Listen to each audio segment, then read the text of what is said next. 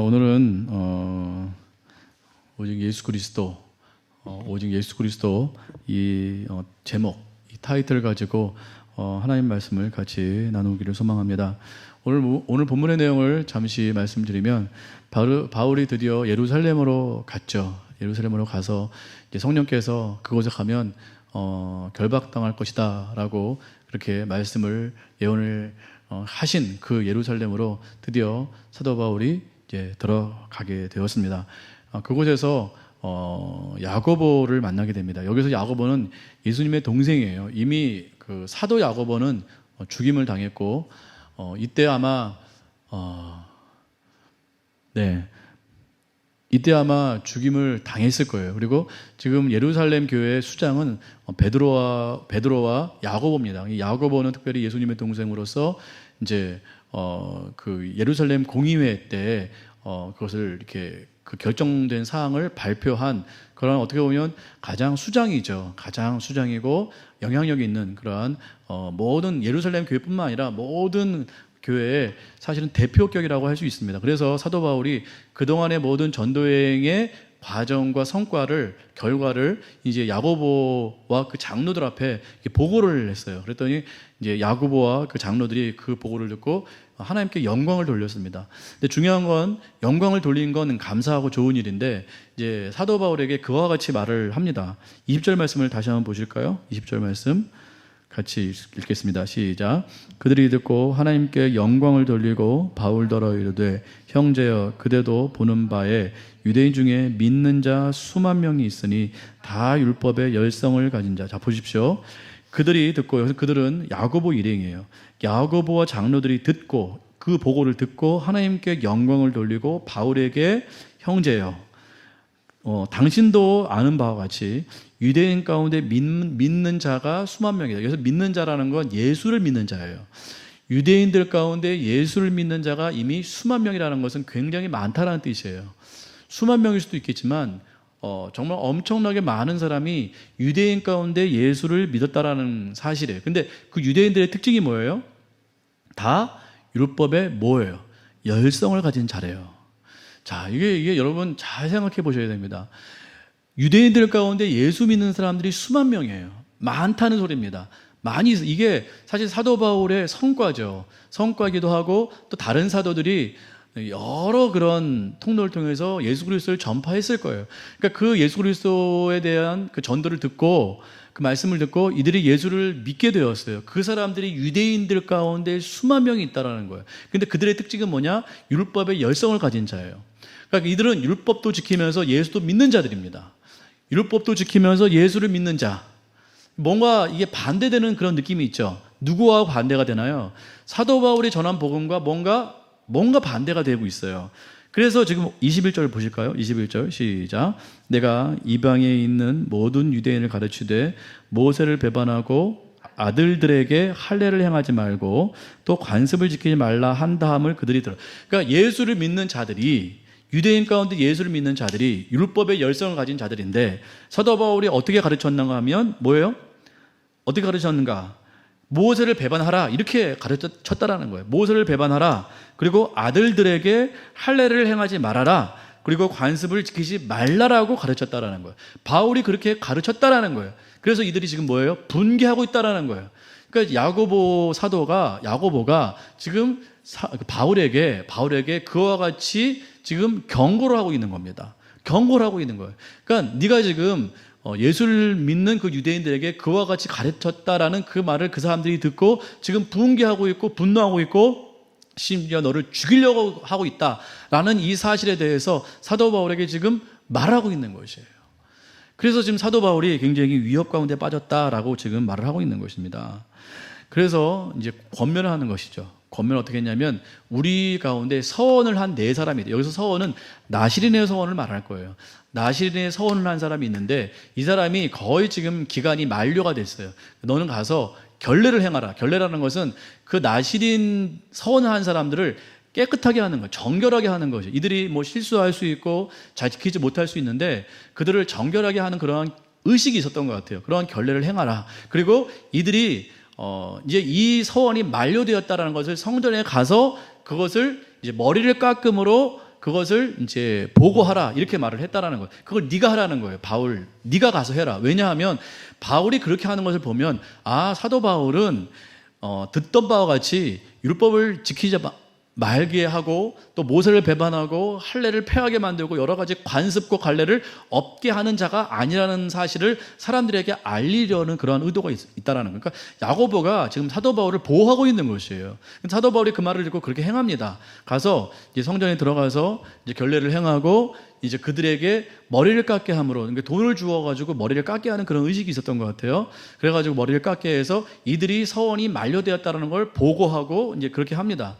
이제 그렇게 행했는데 문제는 아시아에서 온 사람이 있어요. 아시아는 이쪽 서쪽을 말합니다. 이제 이쪽 그 터키 반도가 있잖아요. 이렇게 튀어나오는 그 반도의 서쪽 부분을 아시아라고 하는데 거기의 수도는 에베소입니다. 아마도 에베소에서 온 어떠한 무리였던 것 같아요. 그 유대인들이 와가지고 이제 그 성전에 왔겠죠. 이제 오순절이 가까웠기 때문에 그들이 성전에 그런 오순절을 지키기 위해서 왔는데 사도 바울이 그렇게 하는 것을 봤단 말이에요. 근데 이 사람들이 사도 바울이 이전에 자기들에게 그와 같이 아까 말했던 그와 같은 것들을 가르쳐 이제 지키게 했다라는 것을 아는 사람들이에요. 그래서 이 사람들이 굉장히 분노했던 사람들인데 마침 성전에 사도 바울이 그러고 있는 거예요. 그래서 이들이 보고 어떻게 말을 하냐면 이전에 사도 바울이 그런 잘못된 것을 가르쳤다. 그 증거가 무엇이냐? 드로비모, 그러니까 에베소에서 온 드로비모라는 사람, 그 헬라인이거든요. 유대인인데, 아니 이방인인데 그 사람을 성전에 데리고 들어가서 성전을 더럽혔다라고 지금 말을 하고 있는 것이에요.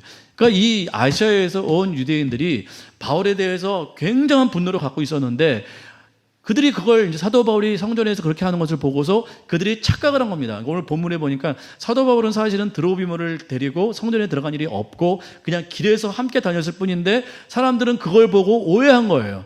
오해하고 착각한 겁니다. 사도 바울이 이방인을 데리고 성전에 들어가서 성전을 더럽혔다라고 지금 이 사람들은 이제 착각을 하고 사도 바울을 잡으라! 그렇게 말을 하고 있었습니다. 잡으라는 거예요. 자, 28절 말씀 보시겠습니다. 28절.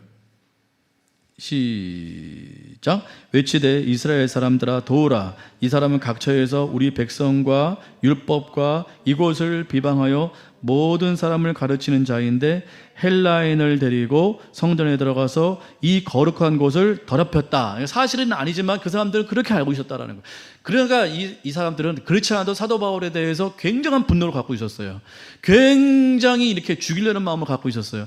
근데 그거 사도 바울을 보게 된 거예요. 근데 사도 바울이 그 헬라인 드로비모와 같이 있는 것을 보니까 이제 이게 잘 됐다 싶은 거예요. 그래서 이참에 사도 바울을 죽이자 해가지고 사람들에게 막 충동을 시킵니다. 우리를 와서 도우라는 거예요. 사도 바울을 같이 잡자라는 거예요. 그래서 사람들이 그 말을 듣고 사도 바울을 드디어 잡게 됩니다. 포박하고 그를 붙잡아 놓고 엄청나게 폭행을 강합니다. 폭행을 강하고 막 이게 온 성이 들썩들썩할 정도로 그렇게 막 엄청나게 사도 바울을 핍박하고 모함하고 죽이려고 막 그런 상황 가운데 있었어요. 근데 천부장이 이 소의 보고를 받습니다. 이제 어떻게 보면 예루살렘에 이렇게 어떻게 보면 뭐라고 그러죠? 예루살렘을 담당하고 있는 천부장이겠죠. 로마의 이제 그 군대 장관인데 이제 예루살렘을 이게 자기 소속으로 이렇게 이제 그들 가운데 이렇게 집행하고 이들을 감시하고 그런 사람이었습니다. 근데 그런 소요가 일어나니까 이제 출동이 된 거예요. 이제 로마 군인들이 출동이 된 겁니다. 천부장이 왔어요. 그때 사람들이 천부장을 보고 바울 치는 것을 딱 멈춥니다. 그리고 천부장이 와서 일단 바울을 연행합니다. 그 장본이니까 바울을 쇠사슬로 묶어서 일단 연행을 하고 사람들에게 물어봅니다. 도대체 무슨 일이냐? 왜 이 사람을 이렇게 폭행하고 왜 이 온 성에서 난리를 치느냐? 그러니까 가장 중요한 것은 폭동이에요. 그러니까 로마인들이 가장 싫어하는 건 폭동이에요. 자기들이 지배한 그곳에서 폭동이라는 것을 굉장히 싫어합니다. 그러니까 로마는 팍스 로마라 해서 이렇게 모든 것을 평화롭게 해결하기를 원했어요. 그러니까 그곳에 가서 압제를 하지 아니하고 그곳에서 평안을 주고 자유를 주고 그렇지만 너희가 로마에 순종해라. 이러한 정책을 이제 이제 정립을 하고 그렇게 이제 했다라는 것이죠. 그래서 모든 그 도시들을 그런 식으로 이렇게 이제 하나씩 이제 포섭을 했는데 예루살렘도 마찬가지입니다. 로마인들이 가장 싫어하는 것은 폭동이에요. 뭔가 폭동이 일어나고 밀란이 일어나고 뭔가 이렇게 문제가 생기는 걸 굉장히 싫어합니다.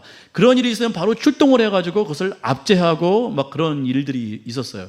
그러니까 로마 천부장이 와가지고 이제 물어보니까 사람들이 막 이 소리 저 소리 막 한 거, 이 사람은 이 소리, 저 사람은 저 소리 막 했는데 도대체 말이 이렇게 통일이 안 되는 거예요. 그래서 이제 그들을 물리치고 이제 사도 바울을 결박해가지고 포박해가지고 이제 영내로 들어가려고 합니다. 영내로 들어가서 사도 바울에게 이제 물어보겠죠. 무슨 일이냐 이렇게 이제 물어보는 거지.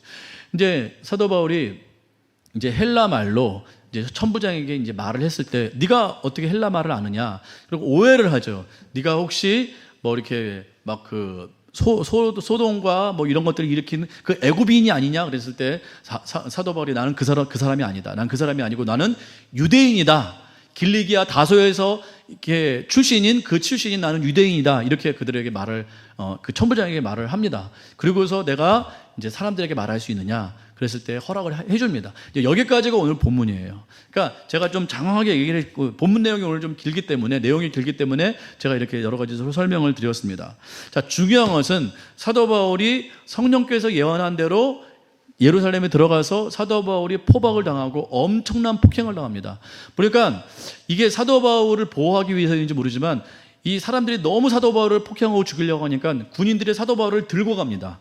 그러니까 연행을 할 때 끌고 이렇게 같이 이렇게 옆에서 끼고 하는 것이 아니라 들고 갔다고 성경은 기록되어 있어요. 사도 바울을 들고 갈 정도로 사람들은 엄청나게 죽이려고 하는 그러한 어떤 그런 상황 가운데 있었습니다. 그러니까 사도 바울이 거기서 엄청나게 그렇게 폭행을 당하고 이제 어떻게 보면 천부장에게 연행이 돼서 거기서 이제 정식으로 조사를 받게 되는 것이죠. 조사받기 전에 층대라는 곳에 서가지고 사도 바울이 유대인들에게 무언가를 말을 하려고 자기의 변명을 하는 거죠. 자기의 간증과 변명을 다음 주에 하게 됩니다. 그 전까지 내용이 바로 오늘 본문이 되겠습니다. 자, 이 본문을 통해서 우리가 주의 깊게 살펴봐야 될 것. 이 본문의 내용을 잘 보면서 제가 아까 강조했던 부분이 있었습니다. 유대인들 가운데 예수를 믿는 사람이 많았나요? 적었나요? 많았다니까요. 많았어요. 근데 그들이 사도 바울을 죽이려고 하고 있어요. 왜요? 그들은 무엇에 열성 있는 자이기 때문에. 율법에 열성 있는 자이기 때문에. 그러니까 같은 예수를 믿어도 같은 예수를 믿고 있잖아요. 사도 바울도 예수를 증거하고 있잖아요. 수많은 유대인들도 예수님을 증거하고 있어요. 근데 둘이 싸우고 있어요. 싸운다기보다도 이 유대인들이 일방적으로 사도 바울을 죽이려고 하고 있어요. 오늘 본문 보였잖아요.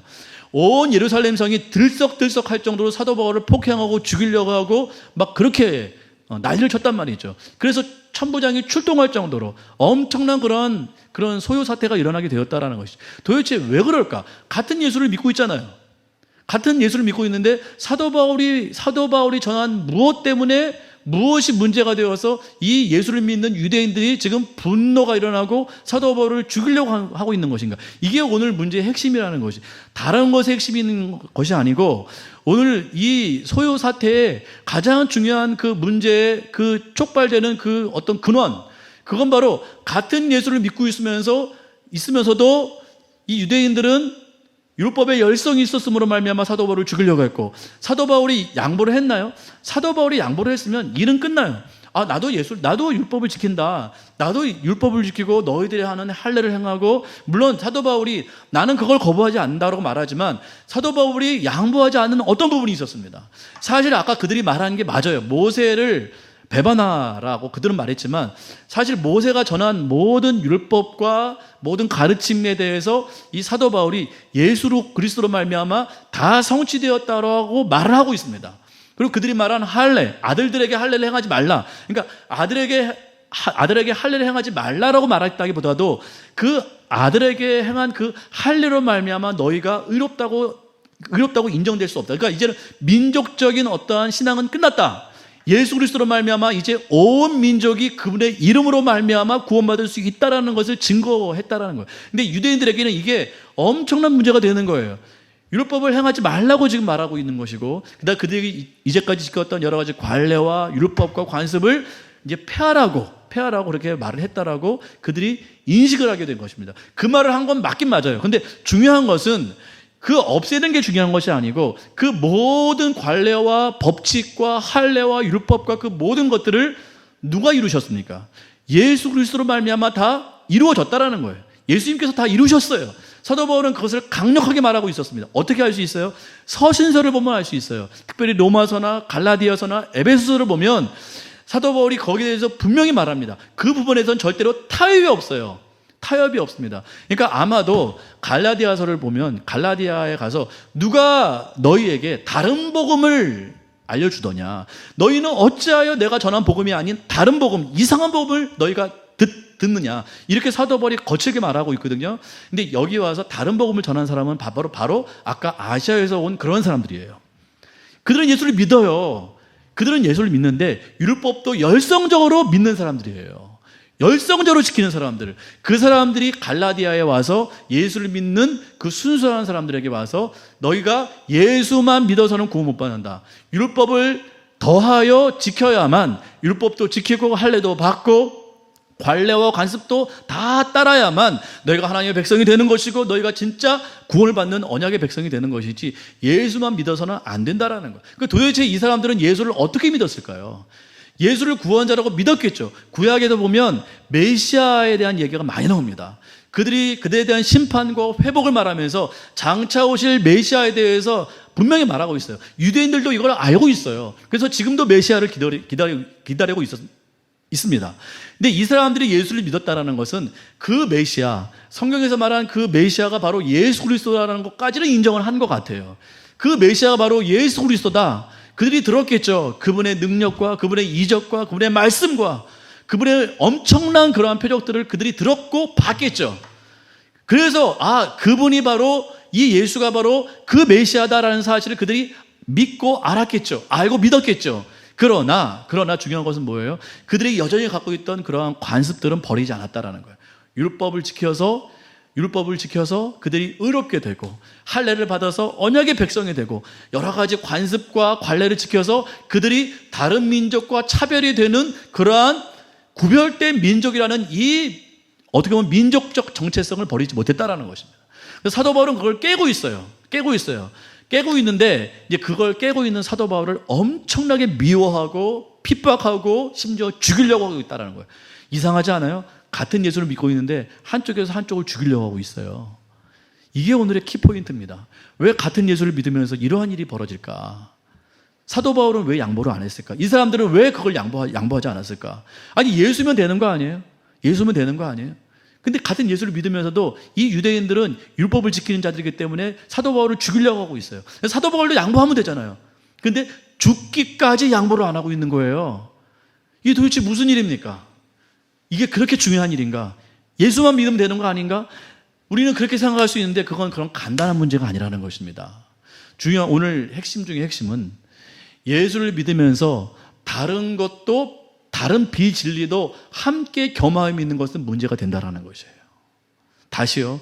예수를 믿으면서 다른 비본질적인 것들, 이전에 이제 폐하여졌던 것들, 이전에 이미 예수님께서 이루신 것들, 예수님을 통하여 다 이루어진 것들을 함께 붙들고 믿는 것은, 그 옛날 것을 함께 붙들고 믿는 것은, 그것은 진정한 복음이 아니라는 것이에요. 사도 바울은 이 잘못된 복음을 대항하여 엄청나게 싸웠습니다. 목숨을 걸고 싸웠어요. 사도 바울이 죽지 않을 수도 있었겠죠. 그러나 이 복음 때문에 사도 바울은 엄청나게 싸웠다라는 것입니다. 아마 다른 유대인들은, 이 예수를 믿는 그런 유대인들은 사도 바울을 이단으로 생각했을 거예요. 이단으로 생각했을 것입니다. 그래서 특별히 할례를 보면 유대인들은 이 할례를 자기의 민족적인 정체성, 그래서 난 지 8일 만에 할례를 행하잖아요.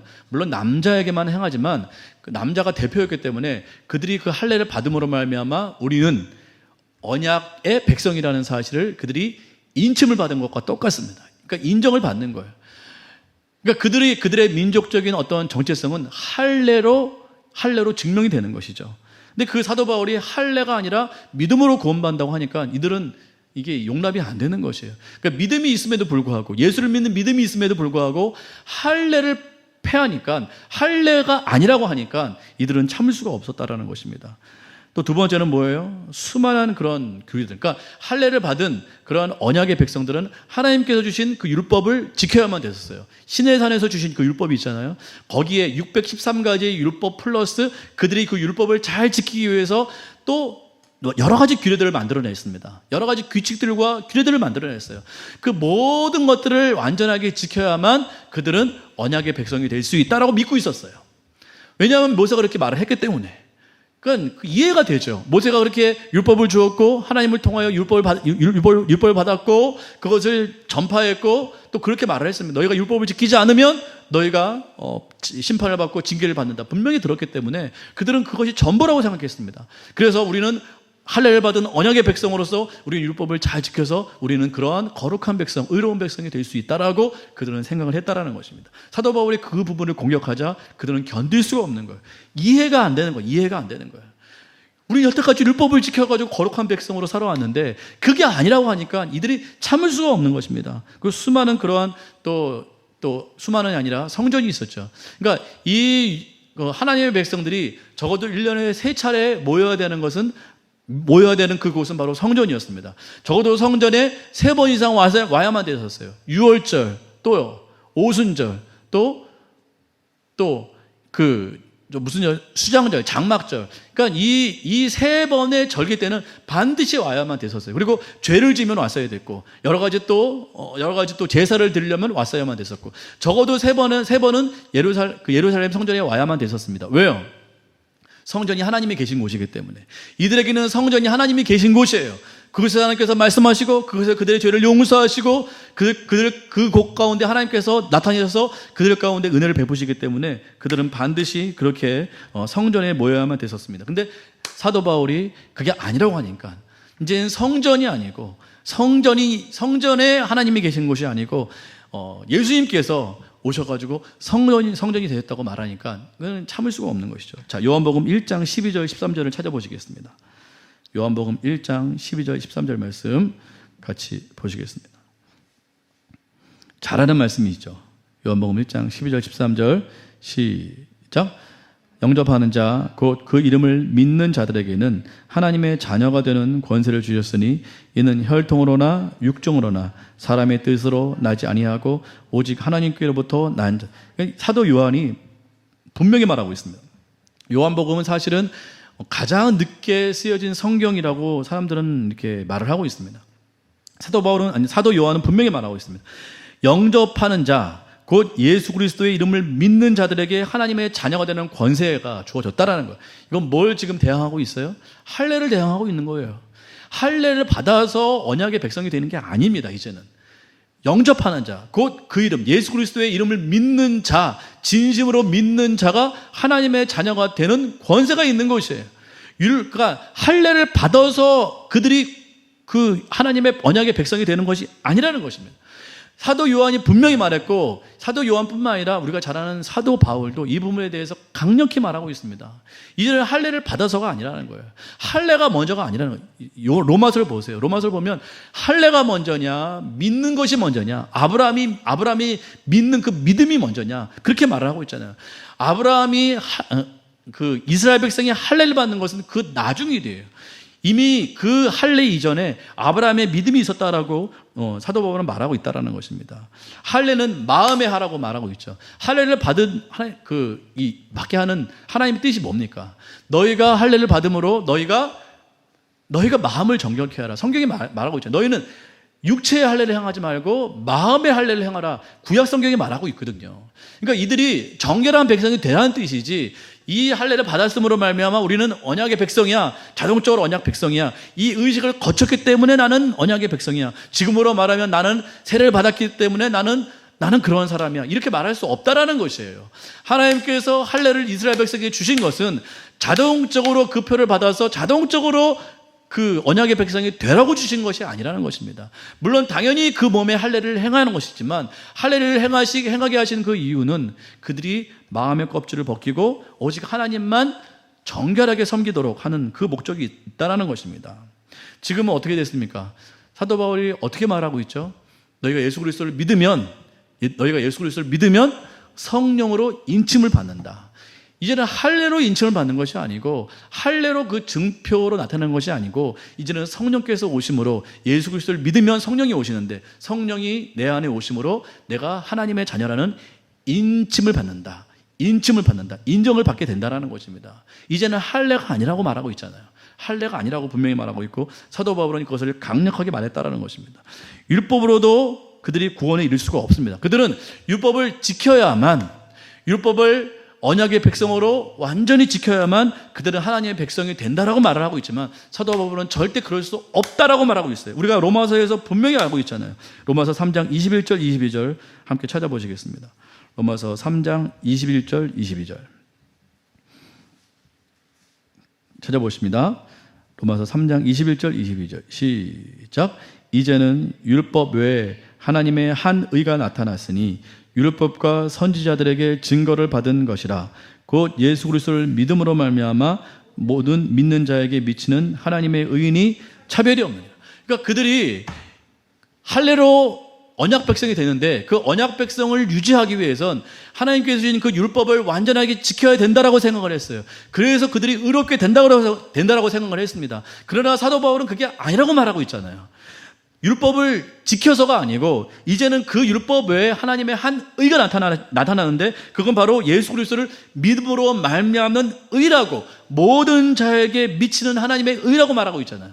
모든 자에게 차별 없이 임하는 하나님의 의라고 말하고 있잖아요. 근데 아직도 이 예수를 믿는 유대인들은, 예수를 믿기는 하지만 그 유대인들은 그렇게 말을 하고 있는 거야. 아니라는 거예요.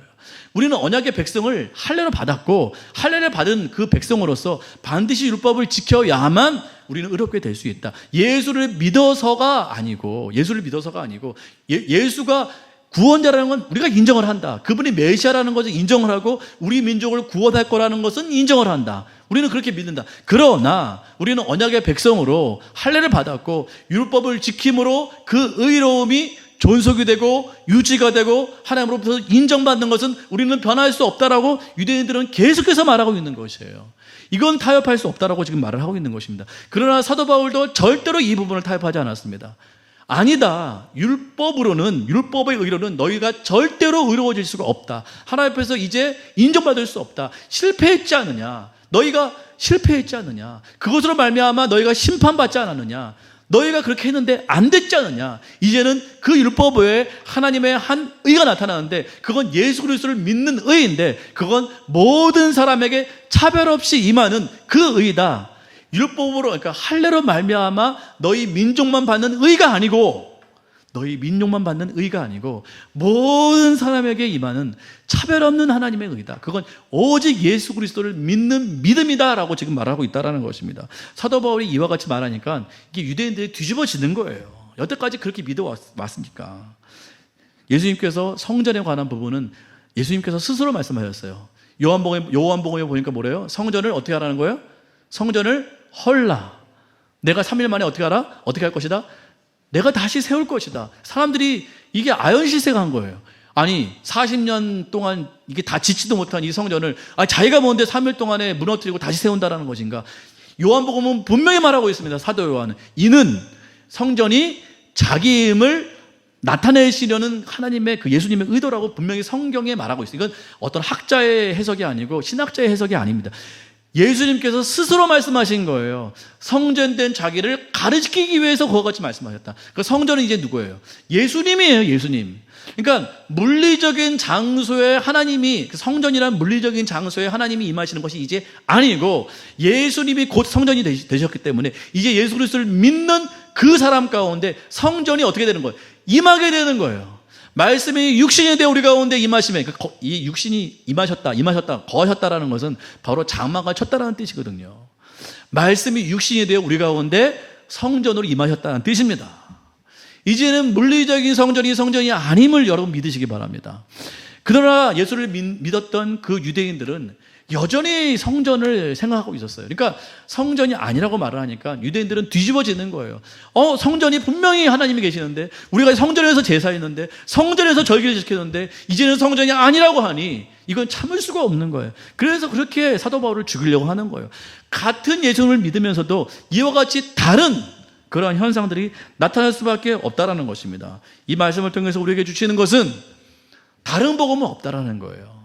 우리가 다른 복음을 따르게 되면 우리 안에서 다른 복음이 이제 나타나게 되고 그거에 대해서 막 이렇게 드러나게 될 텐데, 우리가 다른 복음을 따라가게 되면 사도 바울의 생명을 걸고 지킨 그 순수한 복음을 우리도 외면하는 그러한 현상이 되고 마는 것입니다. 우리는 어떻습니까? 여러분 안에 다른 복음이 혹시 있지는 않습니까? 이 예수님을 믿었던 그 유대인들처럼 이전에 자기가 지켜왔던 어떤 규칙, 내가 여태까지 믿었던 어떤 신념, 내가 여태까지 내가 정말 이렇게 구축해 놓은 어떠한 이러한 것들로 인해서 정말 예수 그리스도만 믿는 그 믿음이 훼손되고 있지는 않은지, 가짜 믿음이에요.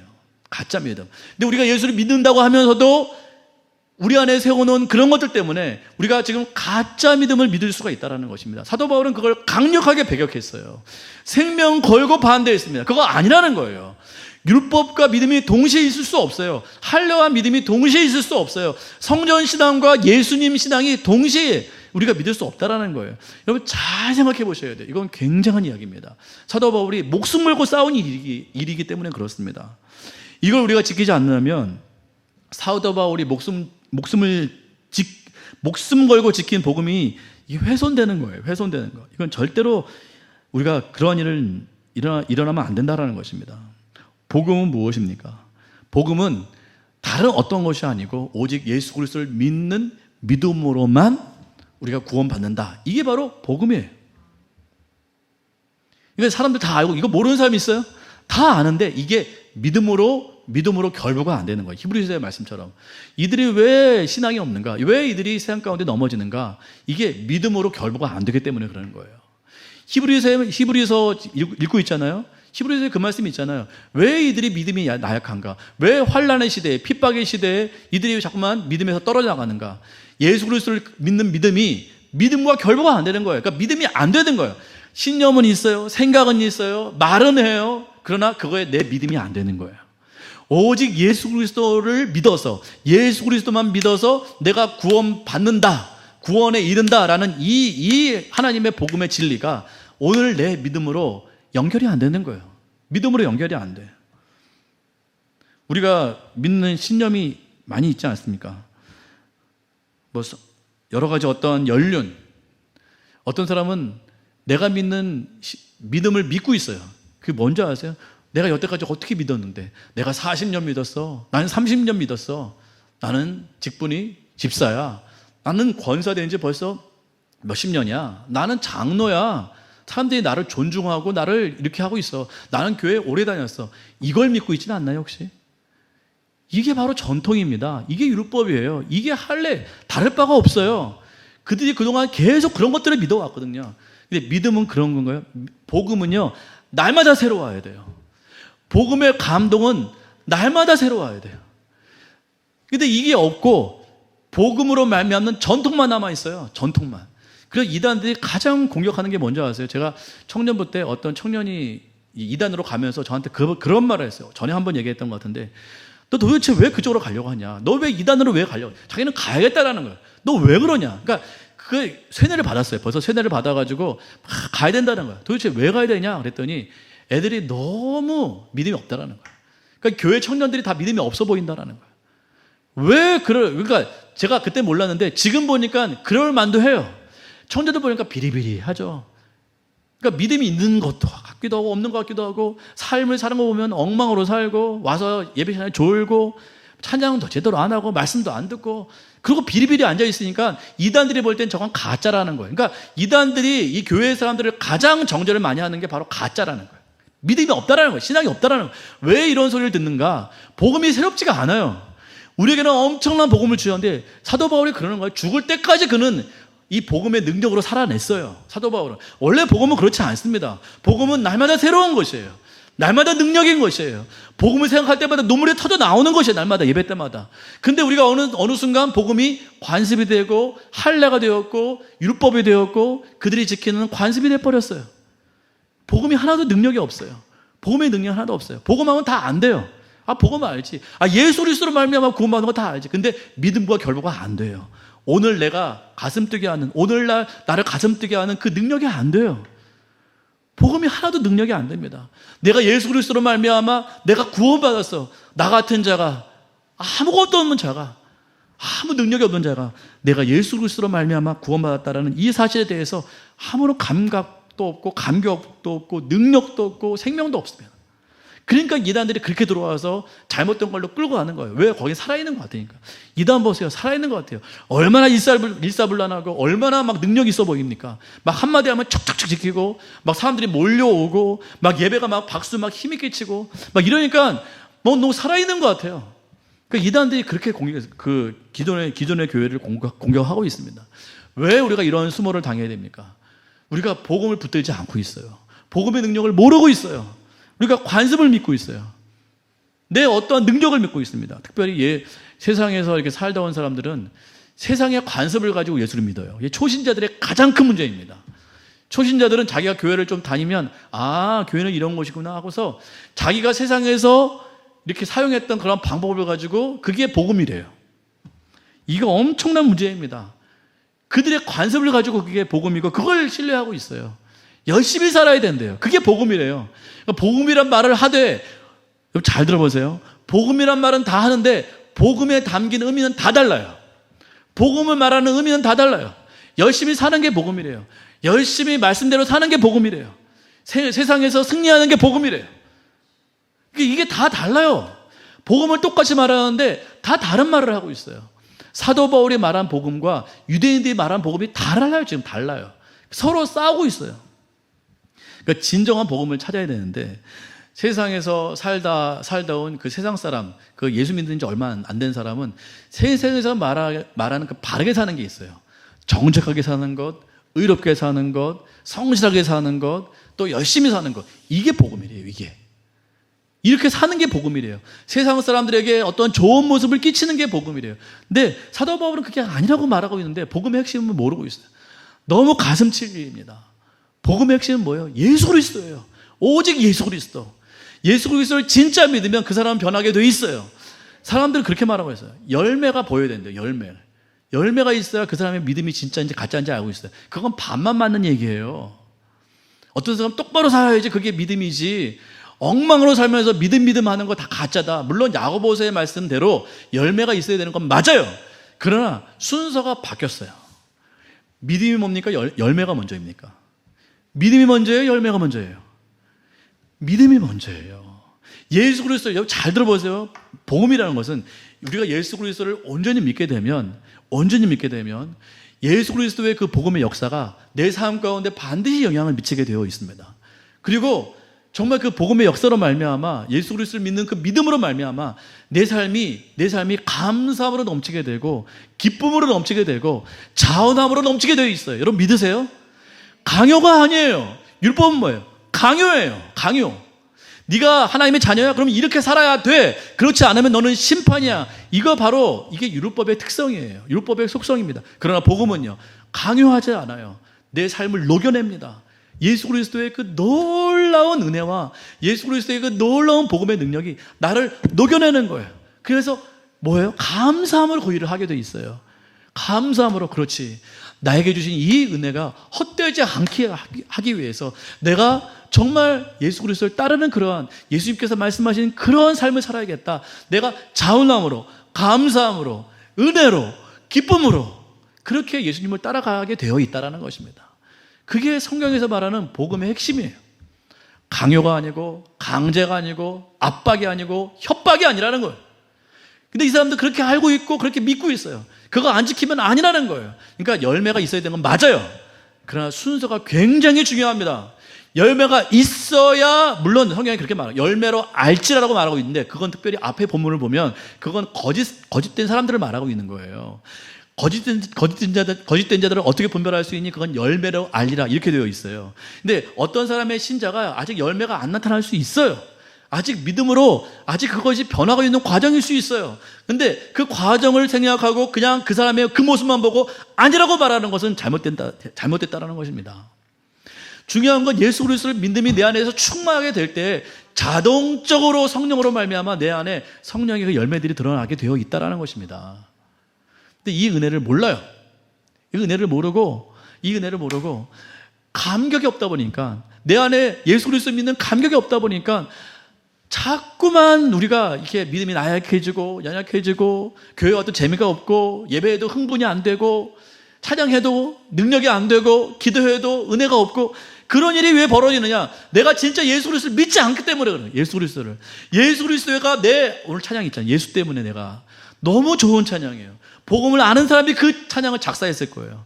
예수 때문에 내가 의로워진대잖아요. 예수 때문에 내가 행복하잖아요. 예수 때문에 내가 사함을 얻는다고 그러잖아요. 근데 이 찬양의 은혜를 모르는 거예요. 능력이 안 되는 거예요. 복음의 능력이 하나도 안 되다 보니까 엉뚱한 데 쫓아다니는 거 있어요. 복음이면 충분합니다. 복음이면 충분해요. 그 안에 모든 것이 다 담겨 있어요. 왜 자꾸 막 헛된 걸 쫓죠? 신비한 걸 왜 쫓죠? 뭔가 막 새로운 걸 왜 쫓죠? 복음이 새롭지 않기 때문에 그런 거예요. 복음이 너무 옛날 것이 되어버렸어요. 답답하니까 자기도 답답하죠. 복음이 전통이 되니까 자기가 답답한 거야. 그러니까 뭔가 새로운 걸 찾는 거예요. 자꾸만 찾는 거예요. 아니라는 것입니다. 그래서 여러분, 이 열매의 순서를 잘 생각하셔야 되고, 열매는 그리고 하나님이 맺어주시는 거예요. 하나님이. 우리가 맺는 게 아닙니다. 사람들이 어떻게 되는지, 고린도 교회는 어린아이 교회라고 얘기 들었거든요. 그들이 특징이 뭔지 아세요? 세상에 살다가 세상에 있는 원칙을 가지고 그대로 교회에 와가지고 무슨 짓을 했는가? 파당을 만들어서 파당. 나는 바울파, 나는 게바파, 베드로파, 나는 아볼로파, 나는 그리스도파. 파당을 만들고 있어요. 그게 세상에서 했던 짓이에요. 그걸 그대로 갖고 와서 그런 일을 하고 있어요. 그러니까 자기들이 더 유능하다는 거야. 내가 믿는 파가 더 유능하다. 나는 이렇게 믿고 있다. 자랑하고 있어요. 그게 어린아이 짓이에요. 어린아이 짓. 어린아이가 다른 게 어린아이가 아니에요. 작고 연약하고 힘없고 이런 사람이 연약한 게 아니고 어린아이가 아니고 자꾸 파당을 만들고 자기 자랑을 하는 사람이 어린아이예요. 자기는 능력 있다고 말하죠. 그러나 그건 하나님 보시기에 어린아이예요. 어린아이. 그 사도 바울이 뭐라고 말합니까? 나는 심었고 너희 파당 만들지 마라. 나는 심었을 뿐이고. 아볼로는 뭐예요? 아볼로는 물을 주었고. 자라게 하시는 분은 누구세요? 오직 하나님이시다. 믿음을 자라게, 복음을 자라게 하시는 분은 하나님이세요. 내 믿음이 안에 심겨진 거, 심어졌고 그 믿음이 감사하게 심겨졌고 아볼로가 감사하게 물을 계속 주었고, 그러나 그것으로 자라지가 않고 하나님께서 자라게 하셔야 믿음이 자라나서 열매를 맺게 된다는 거예요. 그 열매는 누구한테 소관이 있나요? 하나님께 소관이 있는 거예요. 근데 마치 우리가 열매를 맺을 수 있는 것처럼 우리가 열심 내고 우리가 힘을 다하고 우리가 능력을 다하면 우리 안에서 뭔가 대단한 열매가 나타나는 것처럼, 그럼 어떤 일이 벌어지는지 아세요? 자랑을 하게 되는 거예요. 끊임없이 자랑하는 거예요. 나타나는 작은 열매를 가지고 자랑하는 거예요. 어떤 현상을 가지고 자랑하는 거예요. 어떤 능력을 나타나면 무조건 자랑하는 거예요. 파를 만들고 우리 파가 최고, 니네 파는 가짜, 너희 파는 아니야, 내 파가 최고야. 끊임없이 자랑하는. 그게 성경에서 어린아이예요. 우리는 어린아이가 자꾸 연약하고 앞서 말씀드렸지만 못하고 무식하고 무지하고 이런 사람이 어린아이라고 생각하는데 그렇지 않아요. 교회 안에서 자랑하는 사람, 나 힘세, 나 능력이 있어, 나 대단해, 이렇게 말하는 사람, 이게 성경에서 어린아이예요. 어린아이. 왜 이렇게 교회가 어린아이와 같이 될까? 왜 이렇게 무력해지고 연약해지게 될까? 그건 바로 복음을 모르기 때문에 그런 거예요. 예수 그리스도를 다 몰라요. 아직도 우리 예수 그리스도를 알려고 하지 않아요. 그 안에 담긴 놀라운 비밀을 다 모르고 있어요. 하나만 알고 있어요. 지식. 예수 그리스도를 믿으면 구원 받는단다. 예수 그리스도를 믿으면 영생 받는단다. 요 단편적인 지식 하나만 알고 있어요. 예수 안에 감추어진 놀라운 비밀을 우리는 미처 못 깨닫고 있어요. 예수 그리스도를 파도 우리는 다 몰라요. 엄청난 비밀을 모르고 있어요. 사도 바울 보세요. 끊임없이 예수 그리스도를 따라가고 쫓고 연구하고 찾고 해도 자기는 다 그 비밀을 모른다고 그랬잖아요. 오직 몰랐으면 비밀이라고 말했겠습니까? 예수 안에 담긴 그 비밀을 나는 다 모르겠다. 그렇게 선포하고 있잖아요. 근데 우리는 예수 그리스도를 알려고도 안 해요.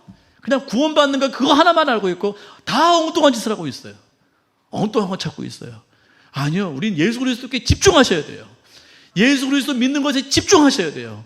왜요? 예수 그리스도 안에 모든 의의가 담겨있기 때문에, 모든 능력이 견해 나오기 때문에, 예수 그리스도 안에 모든 행복과 만족이 담겨있기 때문에. 이걸 믿으십니까? 믿어야 돼요. 이게 믿음과 결부가 되어야 돼요. 결부가 돼요. 그러면 세상에서 냉대받아도 괜찮아요.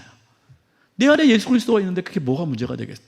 사도 바울 보세요. 예수 그리스도로 꽉 차 있으니까 사람들이 자기 죽이려고 해도 담대해요. 그 담대함의 근원은 예수 그리스도를 믿는 믿음에서 나온다는 것이죠.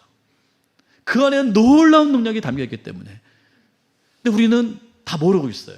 그 세상에서 상처받으면 조금 상처받으면 어려워하고, 뭔가 모자라면 금방 막 이렇게 상대적 박탈감을 느끼고, 누가 뭐 한다고 하면 금방 시기하고 질투하고. 우리 안에 이런 게 왜 일어납니까? 왜 이렇게 교회가 연약해졌습니까? 왜 자꾸 뭐 헛된 것을 쫓습니까? 그 교회 안에 이상한 논리, 뭐 세상적인 논리, 말도 안 되는 논리, 예수 감 믿은 사람이 세상에 어떤 그것들을 가지고 그거 말씀이라고 말하고 있어요. 말씀도 아닌 것을 가지고. 왜 우리가 그런 데에 마음이 동요되고 왜 마음이 흔들릴까요? 그 안에 예수가 없기 때문에 그런 거예요. 예수를 다 모르고 있어요. 예수를 모르고 있어요. 아까 그 찬양이 너무 귀한 거예요. 너무 귀한 거예요. 우리는 그렇잖아요. 파도 그 안개 같잖아요. 바다에 있기는 안개만도 못한 인간. 잠깐 피었다지는 꽃과 같은 그런 인생이라고 말하고 있잖아요. 그런 하나님께서 우리를 부르셨어요. 은혜라고 말하죠. 예수 그리스도 안에서 우리에게 모든 걸 주셨어요. 그러니까 우리는 놀라운 자가 되는 거예요. 구원받는다는 단편적인 그 하나만 가지고 우리는 그것만 가지고 구원이라고 말하는데 그렇지 않습니다. 이건 사도 바울이 포기할 수 없고, 이건 사도 바울이 절대 타협을 안 했어요.